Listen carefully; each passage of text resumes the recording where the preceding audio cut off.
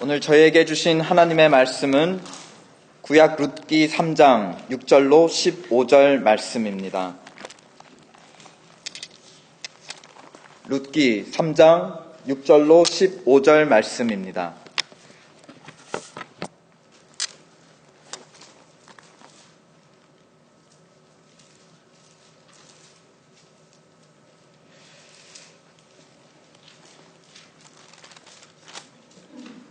그러면은 제가 6절 먼저 읽고 교독하도록 하겠습니다. 룻기 3장 6절 말씀. 그가 타작마당으로 내려가서 시모의 명대로 다 하니라.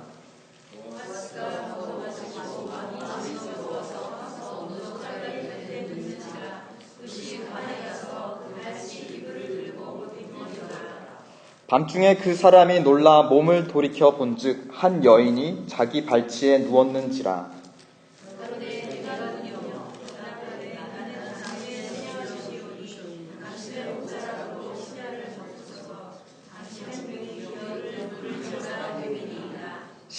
가로되 내 딸아 여호와께서 내게 복 주시기를 원하노라.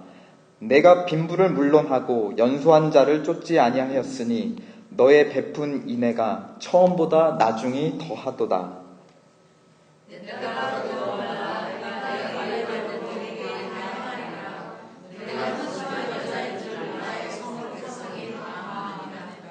참으로 나는 내 기업을 물을 자나 물을 자가 나보다 더 가까운 친척이 있으니 이 밤에 여기서 머물라. 아침에 그가 기업 물을 자의 책임을 내게 이해하려면 주공이 그가 그 기업 물을 자의 책임을 행할 것이라. 만일 그가 기업 물을 자의 책임을 내게 이해하지 아니하면 여호와의 사심으로 맹세하노니 내가 기업 물을 자의 책임을 내게 이해하리라. 아침까지 물지니라. 14절 룻이 새벽까지 그 발치에 누웠다가 사람이 피차 알아보기 어려울 때 일어났으니 보아스의 말에 여인이 타작마당에 들어온 것을 사람이 알지 못하여야 할 것이라 하였음이라. 보아스가 가로되 내 겉옷을 가져다가 펴서 잡으라. 펴서 잡으니 보리를 6번 되어 룻에게 이워주고 성으로 들어가니라. 아멘. 잠시 기도하겠습니다. 두세 사람이 주님의 이름으로 모인 곳에 좌정하시는 주님을 찬양합니다.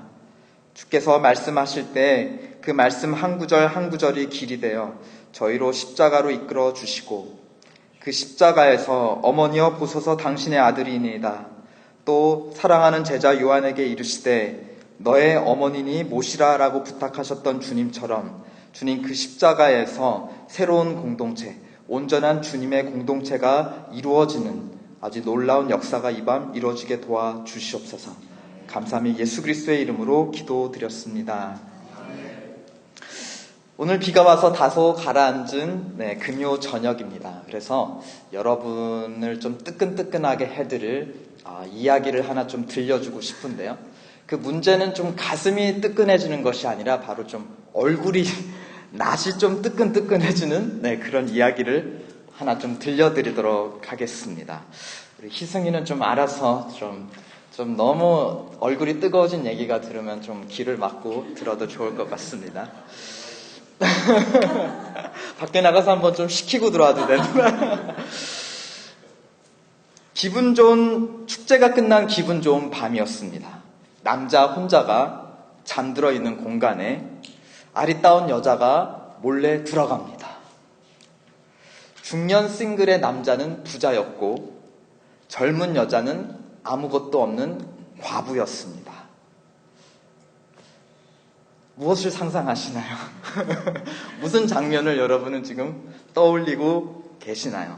그리고 옆 사람에게, 이웃에게 이 상황을 어떻게 전달하실 겁니까? 우리가 그렇고 그런 상황이다. 저는 이게 어떤 상황이라고 직접 말씀은 차마 못 드리겠지만 다 여러분의 생각대로, 상상대로 그렇고 그런 상황이라고 판단하신다면 당시에 이스라엘 사람들은 더더욱 그렇게 판단할 이유가 충분했습니다. 그 이유는 무엇이냐? 첫 번째 이유는 이 사건이, 이 장면이 일어난 장소가 타작마당이라는 것입니다. 그러니까 추수한 곡식들을 모아다가 타작해서 알곡들을 추스리는 그러한 그 추수를 행하는 그런 장소에서 이 일이 일어났다는 점이었습니다. 타작 후에 이제 알곡들을 모아서 창고에 들이지 않습니까? 그러면 밭주인의 입장에서 걱정되는 것은 누군가 이것을 훔쳐가지 않을까. 그렇죠? 내가 1년 내내 땀 흘린 그 수고물인 이 알곡을 누가 그 노력의 결실을 그냥 쏙 빼가지는 않을까 당연히 걱정이 될 것입니다. 그러니까 타작 마당에는 창고가 있고 곡식을 쌓아놓는 창고가 있고 그 창고에 주인이 밤을 청하면서 잠을 자면서 그 곡식들을 지키는 것입니다. 근데 이스라엘의 이 타작 마당은 또한 추수 때에 일어난 일들이니까 기쁨의 계절이죠. 그러다 보니까 이 포도주 틀이 항상 성경에 보면은 타작 마당과 포도주 틀이 같이 등장을 합니다. 그러니까 타작을 같이 하며 노동을 하면서 그 추수의 기쁨과 감사를 누리는데 그런 것을 이제 포도주를 서로 먹고 마시면서 힘을 내고 기쁨을 더 흥하게 하는 것이죠. 그래서 이스라엘은 타작 마당마다 포도주 틀이 있어서 포도즙을 내어서 마시는 즉 축제의 장소가 바로 이 타작 마당이었습니다. 오늘 읽지는 않았지만 읽었나요? 7절에도 보니까 밭 주인이었던 보아스가 먹고 마시고 마음이 즐거워 가서 노젓가리 곁에 눕는지라 즉 곡단 옆에 가서 눕는다. 창고에 들어가서 누웠는데 그의 기분이 지금 좋습니다. 왜 그런가요? 포도주를 많이 마셨어요. 또 추수의 기쁨도 있어요. 이런 상태에서 누워서 남자가 자는데 그러니까 이 밤에 타작 마당에서 좀 별일들이 많이 일어납니다. 그래서 이 이스라엘에서 타작 마당은 무엇이었냐? 음행의 대표적인 장소였어요. 상상해 보세요. 추수의 기쁨에 취해 있고 포도주에 취해 있고 밭 주인이 아주 만족하여서 곡간에 가서 잠들어 있는데 그렇죠? 누군가 찾아와서 그렇죠? 그런 이제 성매매 행위를 하는 것입니다. 그러니까 그런 쪽으로 범죄하기 쉬운 장소가 바로 타작 마당이었고 또 그런 시기가 바로 추수의 계절이었습니다. 그래서 호세아서 9장 1절을 보면 호세아서가 이스라엘 백성들에게 이렇게 꾸짖어요. 이스라엘아 내가 행음하여 내 하나님을 떠났고 각 타작 마당에서 음행의 값을 좋아하였느니라. 그렇죠. 그런데 이 타작 마당에 보아스가 누워 기뻐하며 즐거움에 취해 누워 자고 있는데 한 여자가 찾아온다는 것입니다. 그것도 3절을 보니까 아주 목욕하고 화장하고 근사한 옷을 차려입고 온 것이에요. 그러니까 이게 우연히 지나가다가 여기에 들린 것이 아니라 뭔가 계획을 가지고 작정하고 찾아왔다라는 것입니다. 그러니까 추수기에 타작 마당에 남자가 혼자 취해서 누워 있는데 거기에 그것을 알고 일부러 목욕하고 화장하고 근사한 옷을 차려입은 여자가 들어갔다. 그렇고 그런 상황으로 저는 뭐 직접 말씀은 안 드렸습니다. 그냥 여러분의 상상대로 그냥 그렇고 그런 상황. 그렇죠? 이스라엘 백성이라면 그것을 밖에서 봤다. 아이고 그렇고 그렇네 하고 이웃들에게 전할 수밖에 없는 그런 상황이었다는 것입니다. 또 한 가지 이 밭주인 남자가 평소에 이 여자에게 끔찍하게 잘해줬어요. 그렇죠? 이 곡식을 좀 얻으러 온 이 과부 여자한테 그냥 그래 저기 바닥에 떨어진 거 주워 가도록 허락한 정도가 아니라 그 여자가 앞에 가는데 일부러 막 곡식을 던져줘가지고 귀한 알곡들을 아주 그냥 튼실한 알곡들을 이렇게 추수해 갈 수 있도록 특혜를 베풀어 주었단 말입니다. 이 사람들이 알고 있어요. 근데 그 밤에 이 여자가 찾아왔다.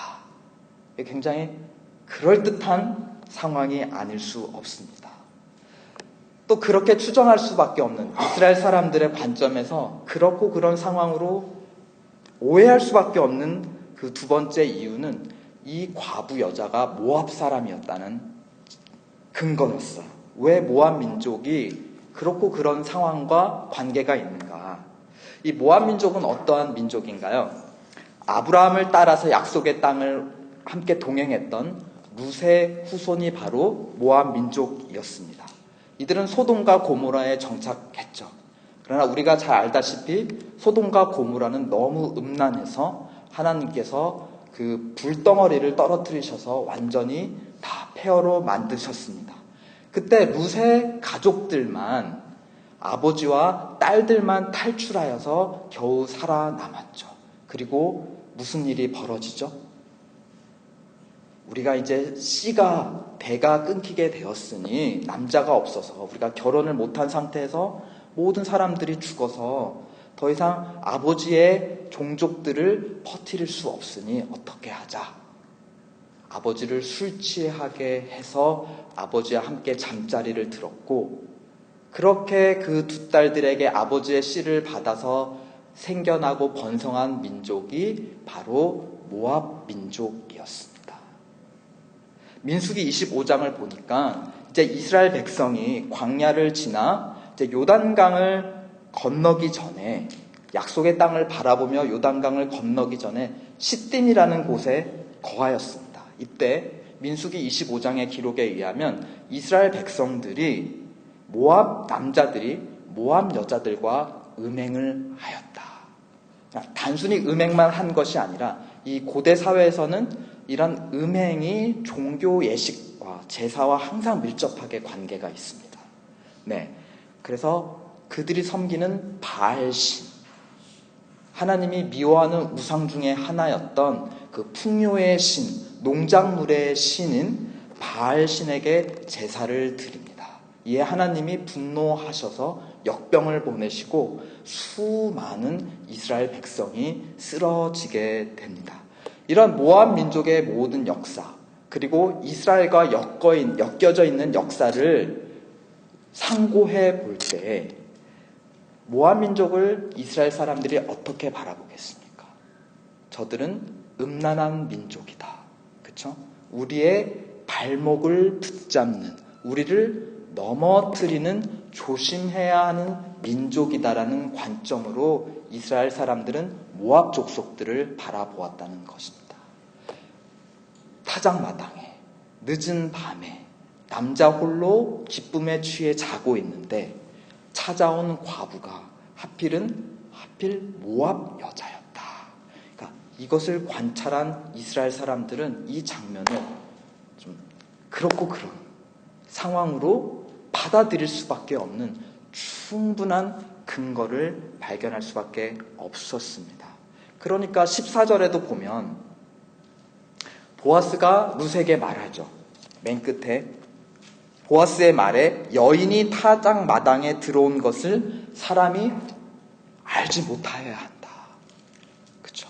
왜냐하면 반드시 그런 장면으로 오해할 것이 분명하고, 잘못 오해를 했다가는 룻이 지금까지는 시어머니를 성실하게 모신 현숙한 여인이었는데 혹은 음란한 여인, 모압 여인, 그렇죠? 혹은 부자인 중년 남자, 보아스의 재산을 노린 아주 그런 불순한 의도를 가진 여자로 평가절하될 수가 있고, 그렇게 되면 이 외국인이고 과부인 룻은 이스라엘 땅에서 발을 붙이고 살 수 없을지도 모르게 됩니다. 근데 정작 방 안에서는 무슨 일이 일어났을까요? 그 창고 안에서는 무슨 일이 일어났을까요? 이 재밌게도 룻기 본문은 우리 독자들을 그 은밀한 공간까지 우리를 초대해줘요. 그러니까 바깥에서 이것을 바라보는 이스라엘 사람은 안에서 무슨 일이 일어나는지는 도저히 알 수가 없죠. 그런데 이 룻기 본문은 우리로 하여금 문을 살짝 열어줘서 그 안에 룻과 보아스 사이에 그날 밤 타작마당 그 곡식 창고에서 무슨 일이 실제로 벌어졌는지를 우리로 하여금 관찰할 수 있도록 문을 열어줘요. 이 성경은 굉장히 흥미진진한, 그렇죠? 그리고 굉장히 때로는 낯뜨거운 이야기로 가득한 그런 책이 아닐 수 없습니다. 사실 이 장면에서 가장 놀라고 가장 오해하기 쉬운 사람은 누구였을까요? 자고 있는데 발에 뭔가 이렇게 뒤척뒤척 하다 보니까 누가 이렇게 걸리는 거예요. 사람 같은 게. 깜짝 놀라서 일어나 보니까 그냥 사람도 아니고 아리따운 아가씨가 자기 발밑에 누워있는 겁니다. 가장 놀랍고 또한 가장 오해하기 쉬운 당사자는 이 밭주인 보아스였습니다. 그런데 우리가 10절에서 읽을 수 있듯이 보아스의 반응이 우리를 또 놀라게 해요.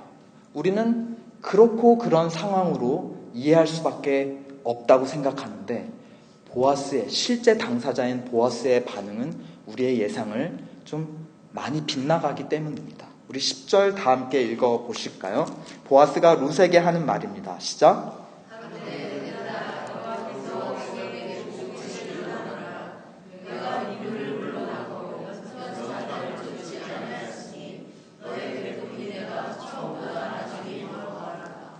너의 베푼 인애가 처음보다 나중이 더하도다.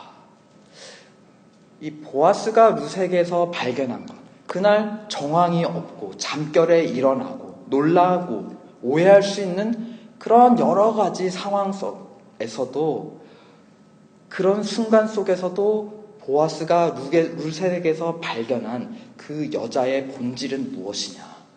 바로 인애라는 것입니다. 그리고 그 인애가 처음보다 나중이 더한 인애라는 것입니다. 그냥 우리가 오해하듯 이 여자가 돈을 보고 쫓아왔구나, 그렇죠? 혹은 젊은 남자하고 누릴 수 있는 어떤 그런 즐거움을 찾아왔구나, 어떤 재력과 나이를 따져서 이 자리에 왔다라고 보아스는 판단하지 않았습니다. 오히려 그 상황에서 보아스가 룻에게서 본 것은 바로 처음보다 나중이 더 크고 더 귀한 바로 인애라는 것이었습니다. 인애라는 것이 무엇인가요? 그리고 룻이 무엇을 하였기에 그 인애라는 것이 처음보다 나중이 더 크다라고, 그러한 아주 당황스러운 순간에 보아스는 그 본질을 볼 수 있었던 것일까요? 룻은 모압 땅에서 태어나 자란 여자였습니다. 어느 날 그 모압 땅에 이스라엘에서부터 한 가족이 이민을 옵니다. 그리고 그 집안의 한 남자와 이 룻은 결혼을 합니다. 그러니까 이 이스라엘 가정의 며느리가 된 것이죠.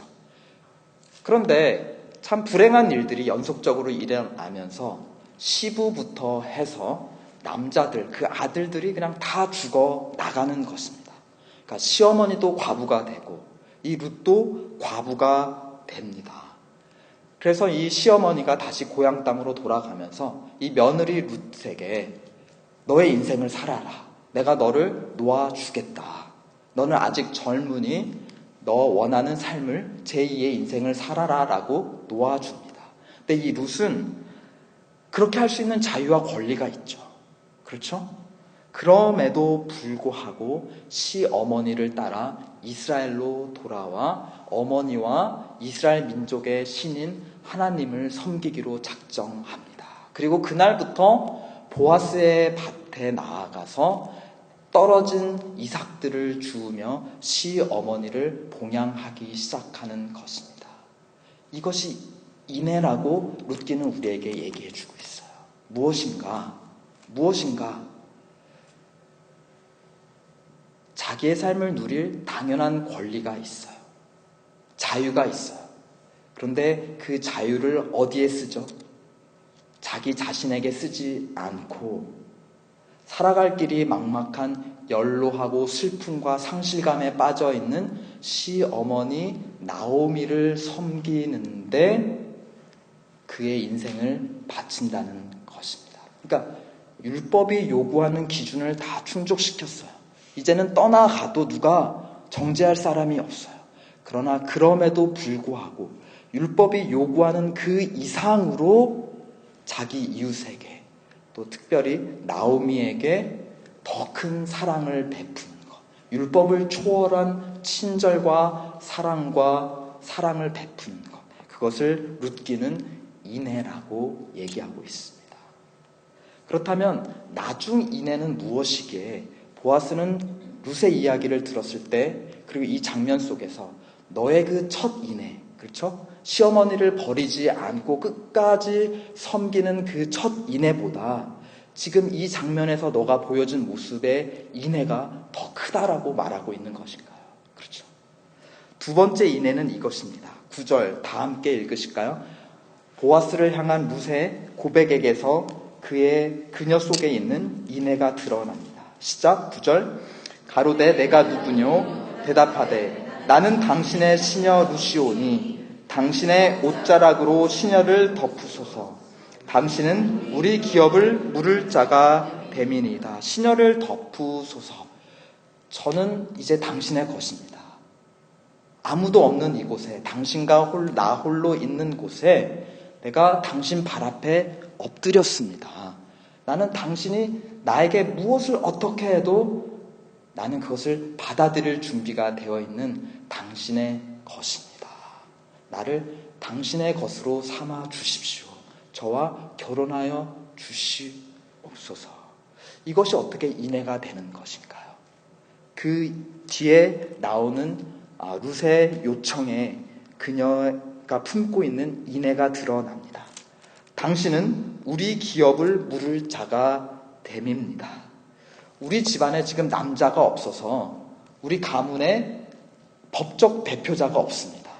그러다 보니까 여호수아 때에 가나안 땅을 정복해서 하나님께서 우리 지파와 우리 가문에게도 거룩한 약속의 땅, 우리가 생명의 터전으로 삶을 귀한 은혜를 우리 가문에 내려주셨는데, 이제 남자가 없다 보니 이 땅을 잃어버리고 더 이상 이것을 회복할 길이 없어졌습니다. 그러니 우리 가문에 친척된 당신께서 저와 결혼해 주셔서 우리 집안의 법적 대표자가 되시고, 그리고 당신의 돈을 사용하셔서 그 잃어버린 토지를 다시 회복하신다면, 그 소유권을 우리 가족에게로 다시 되찾아 주신다면 우리 가문이 회복될 수 있을 것입니다. 이러한 뜻으로 지금 룻은 자기를 취해달라고 부탁을 하는 것입니다.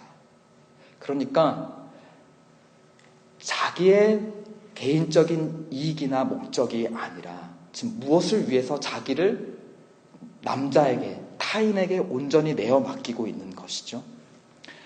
이 여자는 분명히 보아스보다 젊은 남자를 찾아서 결혼하고 자기의 행복을 찾아 나아갈 자유와 권리가 있는 여자입니다. 그러나 그럼에도 불구하고 하나님의 섭리 가운데 그 가문에게 허락하신 약속의 땅을 회복하기 위해서, 그 가문을 위해, 하나님의 섭리를 위해 지금 자기 자신을 내어 바치고 있다. 보아스는 이러한 룻의 태도를 무엇으로 지금 보고 있는 것입니까? 바로 인애. 첫 인애는 자기의 삶을 늙으신 시어머니를 위해 온전히 바친, 그러지 않아도 되는데, 율법에 따라서 그러지 않아도 됨에도 불구하고 자기가 자발적으로 한 여인을 위해, 늙은 여인, 아무것도 남은 것이 없는, 소망이 없는 여인을 위해 자기의 삶을 바치는 것이 첫 인애였어요. 근데 이 장면에서 자기를 취해달라고 하는, 온갖 음란한 여자로, 불순한 여자로 오해받을 수 있는 상황을 무릅쓰고 지금 가문을 되살리겠다라고 자기 자신을 타인에게 온전히 내어 맡기는 이 인애, 보아스는 이 인애가 더 크다고 본 것이었습니다. 바로 인애는 무엇이냐? 율법이 요구하는 그 기준 이상을 행하는 사랑입니다. 예를 들어서 여보 물 한 잔 부탁해요 하는데 아내가 물 한 잔뿐만 아니라 무엇을 갖다 줄까요?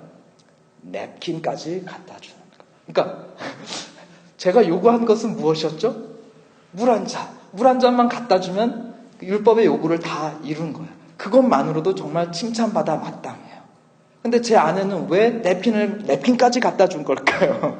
시키지도 않은, 요구하지도 않은 왜 냅킨까지도 갖다 준 걸까요?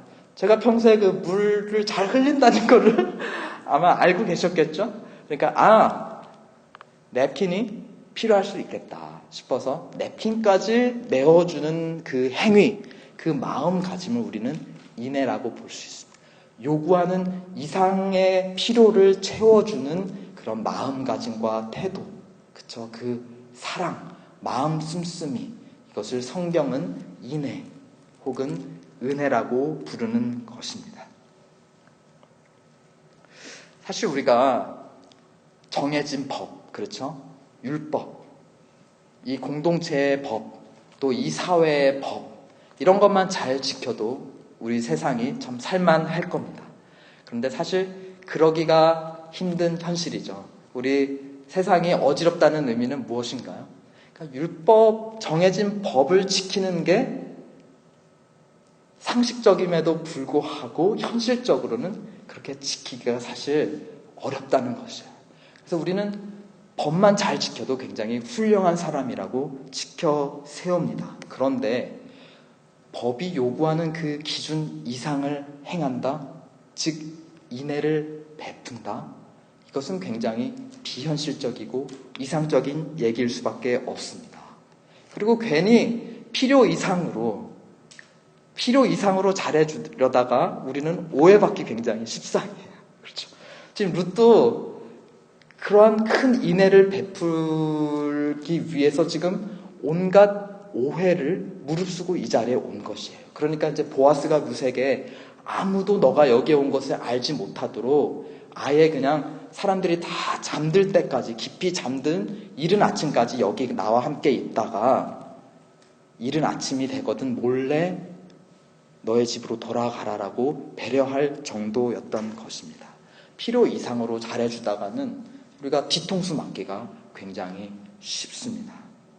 그런데 이 룻은 한 번 베풀기도 힘든 인애를 계속해서 베풀고 또한 처음 인애보다 더 작은 인애가 아니라 처음보다 더 큰 인애를 지금 베풀고 있다라는 것입니다.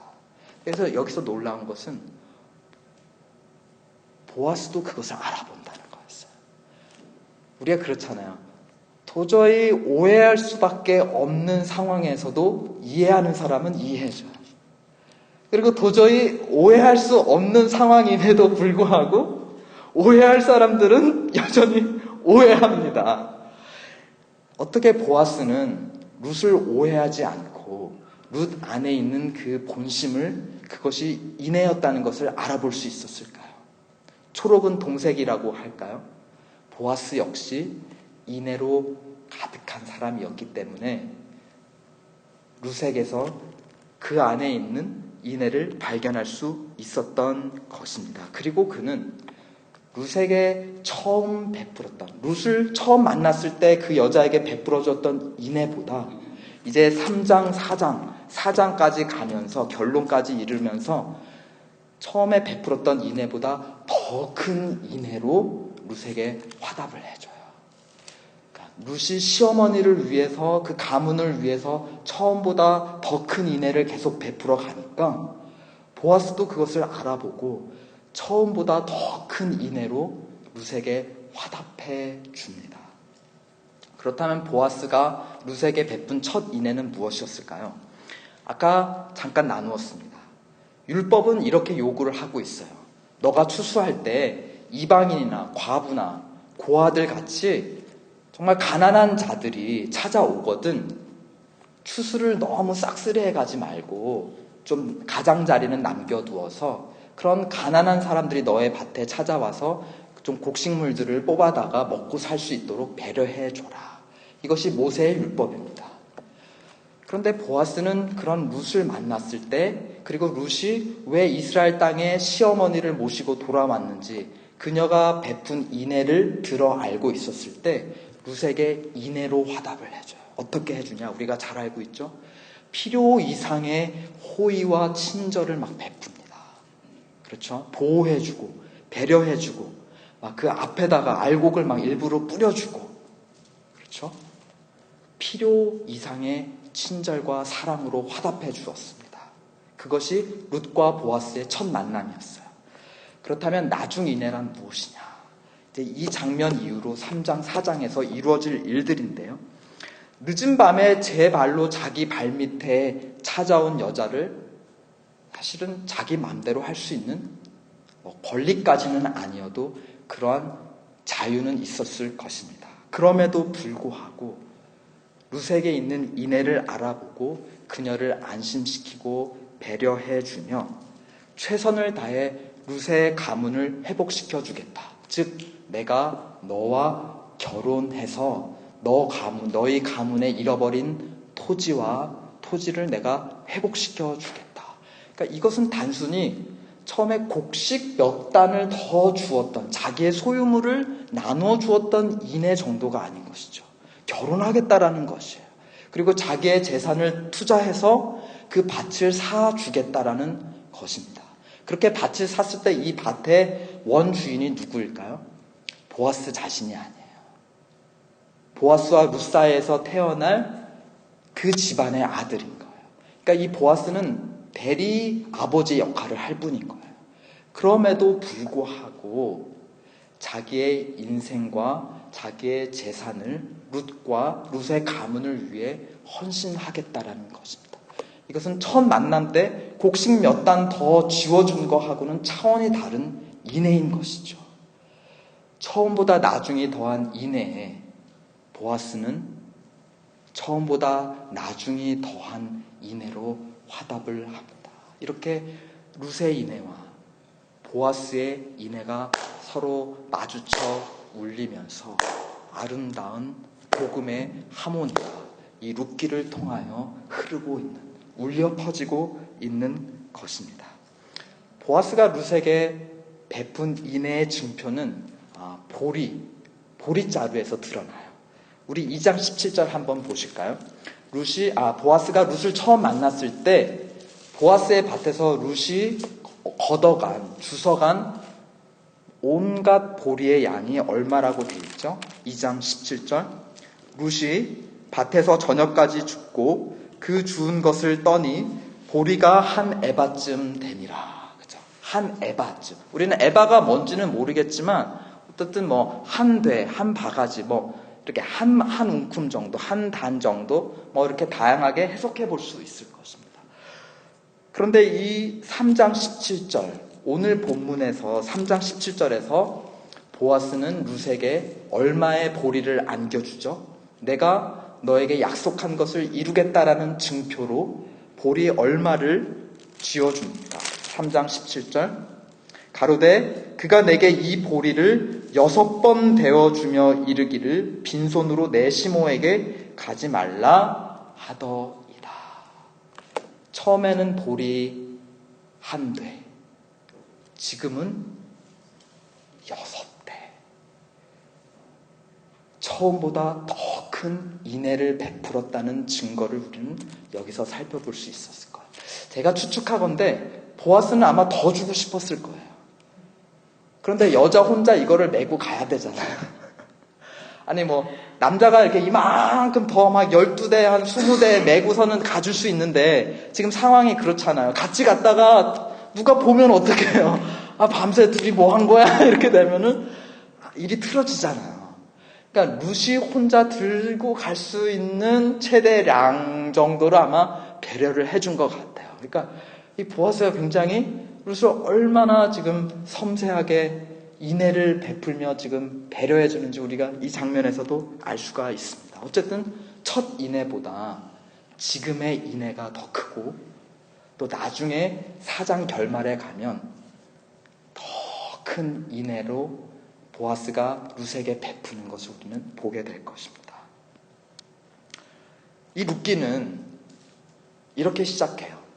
기쁨이란 뜻의 이름을 가진 나옴이라는 한 여자가 가족들과 재산을 다 잃어버린, 즉 기쁨을 잃어버리는 이야기들로 시작을 합니다. 그리고 룻기의 끝에서는 이것이 어떻게 뒤집히냐. 룻과 보아스를 통해서 이 나오미가 잃어버린 기쁨을 회복하는 이야기로 룻기는 마칩니다. 즉 잃어버린 이야기로 시작해서 되찾은 이야기로 끝나는 것이 룻기의 전체 줄거리예요. 그러면 잃어버린 슬픔이 어떻게 회복한 기쁨으로 중간에 바뀌는가? 그 전환점이 굉장히 궁금한데 오늘 3장의 이 장면이 바로 그 전환점이라는 것이에요. 무엇이 나오미의 슬픔을 기쁨으로 바꾸고 무엇이 그녀의 잃어버린 것들을 회복시켜 주나요? 그 중간에 어떠한 반전과 어떠한 놀라운 전환이 이루어지는가요? 무엇이 그것을 이루는 것인가요? 우리는 이미 대답을 알고 있습니다. 룻과 보아스가 마주쳐 울리는 이내의 하모니. 그냥 율법이 요구하는 이 정도까지만 지켜도 훌륭하고 칭찬받아 마땅한데 그 이상의 친절과 사랑을 베푸는 이 남녀가 만났을 때 슬픔에 가득한 한 늙은 여인이 기쁨을 회복하고요. 상실한 모든 것들을 더 큰 것으로 되찾아오는 그런 놀라운 역사가 일어납니다. 이것을 가능하게 하는 것. 그것은 바로 이 룻기와 성경이 말하고 있는 인애라는 것입니다.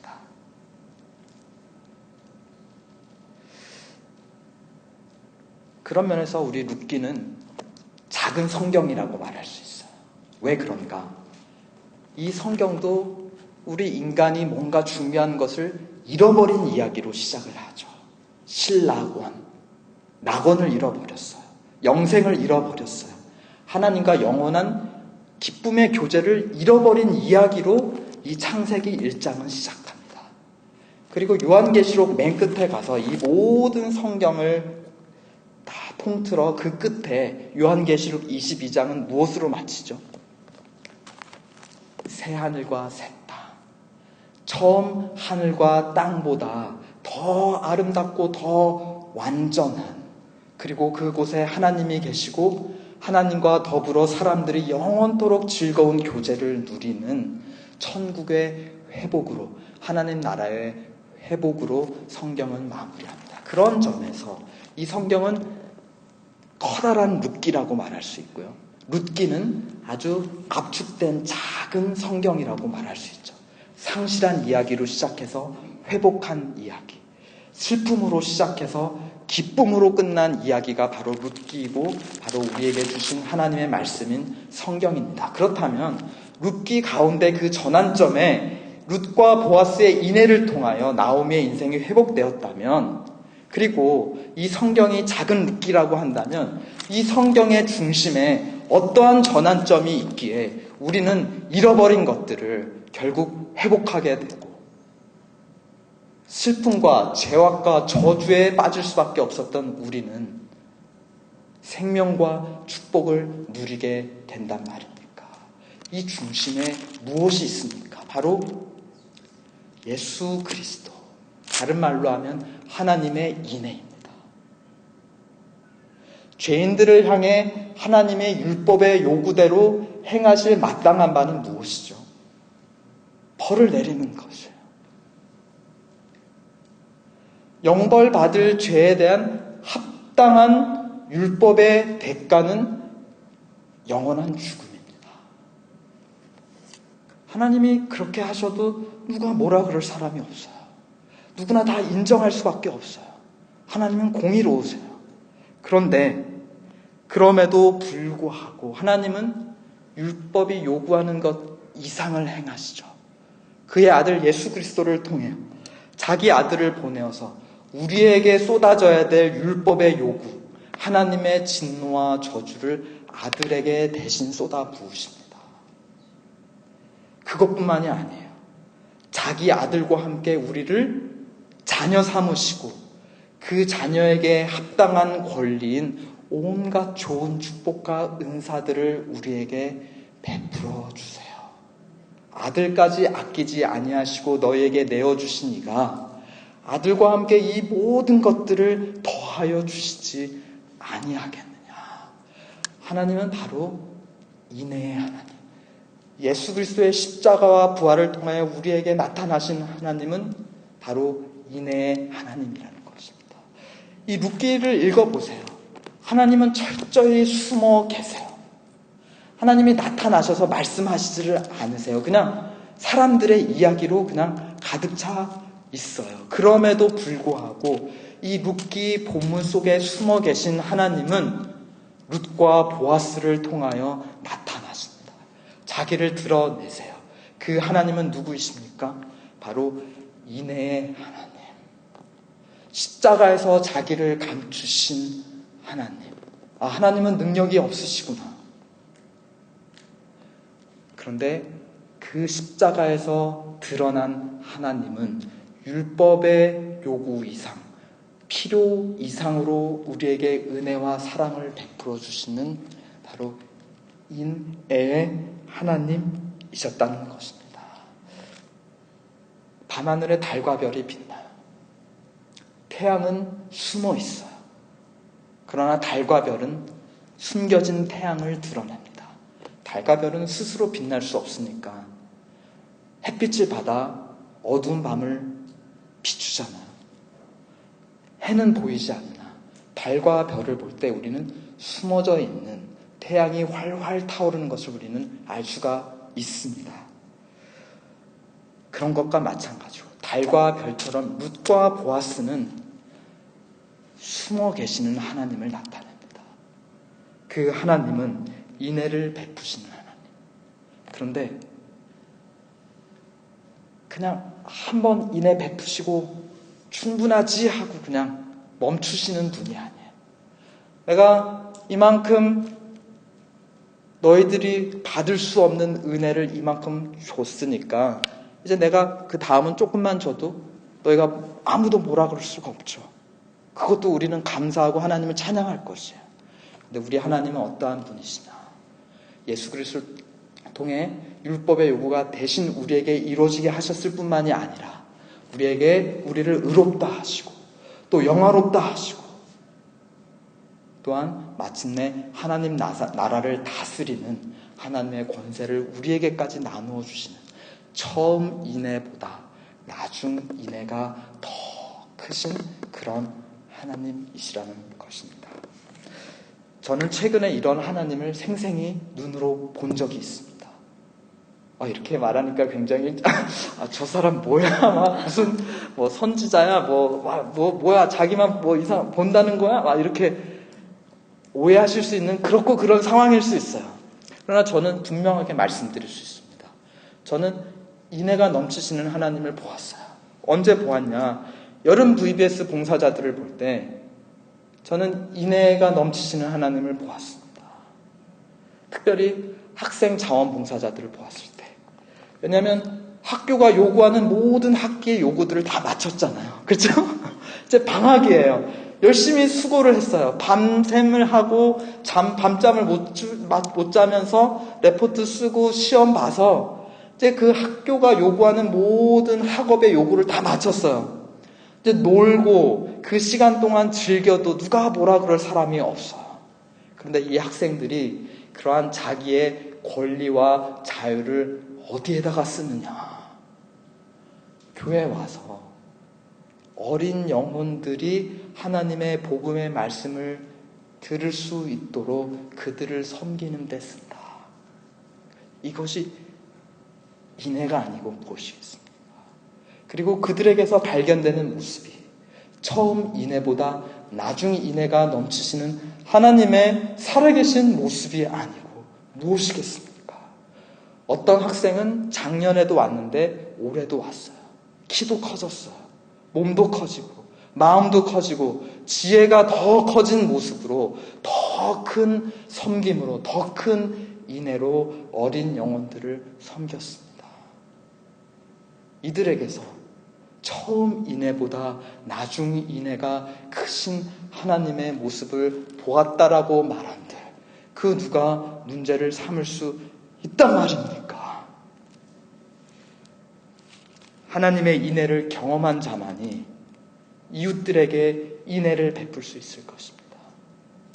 하나님의 넘치시는 인애를 경험한 자만이 처음보다 나중이 더한 인애, 거듭 더 커지는 내가 인애를 베풀었는데 그에 합당한 감사를 표시하지 않는다 해서 그냥 끊어버리는 그런 싸구려 인애가 아니라 그럼에도 불구하고 더 큰 인애로 화답할 수 있을 것입니다. 하나님의 인애를 경험한 자만이 그렇게 할 수가 있어요. 하나님의 인애를 경험한 자, 잃어버린 자들이 하나님께로 돌아오고 슬픔에 빠진 자들이 기쁨을 회복하는 것을 보게 될 것입니다. 마지막으로 하나님의 인애를 경험한 자, 하나님을 향한 사랑과 찬양이 처음보다, 그렇죠, 하나님을 향해 고백하는 사랑과 찬양이 처음보다 나중에 더 커지는 그런 역사가 그들에게 임할 것입니다.